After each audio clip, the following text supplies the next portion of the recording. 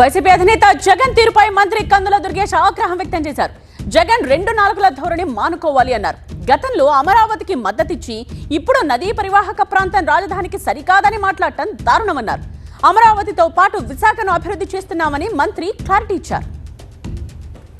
అమరావతిలో రాజధాని నిర్మాణానికి మీ వ్యతిరేకం కాదని చెప్పినటువంటి సదరు మాజీ ముఖ్యమంత్రి వర్యులు ఇవాళ మళ్ళీ ప్లేటు మార్చి రివర్ బేసిన్లో ఎలాగ నిర్మాణం చేస్తారనేటువంటి మాట. ఇవాళ ఆయన కట్టుకున్న ఇల్లు రివర్ బేసిన్లో లేదా? ఏమిటి ఆయన మాట్లాడేది? నిన్న ఒక మాట మాట్లాడతారు, ఇవాళ ఒక మాట మాట్లాడతారు.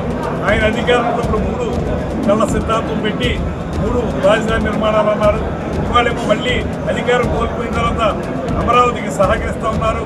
మళ్ళీ ఇప్పుడు అమరావతి వేగవంతంగా పనిచేస్తూ ఉంటే ముఖ్యమంత్రి గారి నేతృత్వంలో అద్భుతమైనటువంటి ప్రగతి సాధిస్తూ ఉంటే మళ్ళీ దాని మీద విమర్శలు చేసి తన 2 నాలుకల ధోరణిని మళ్ళీ మరొకసారి ప్రదర్శించుకున్నటువంటి మాజీ ముఖ్యమంత్రి వర్యులు పులివెందుల శాసనసభ్యులు శ్రీ జగన్మోహన్ రెడ్డి గారి విధానాన్ని పూర్తిగా మేము ఖండిస్తాం.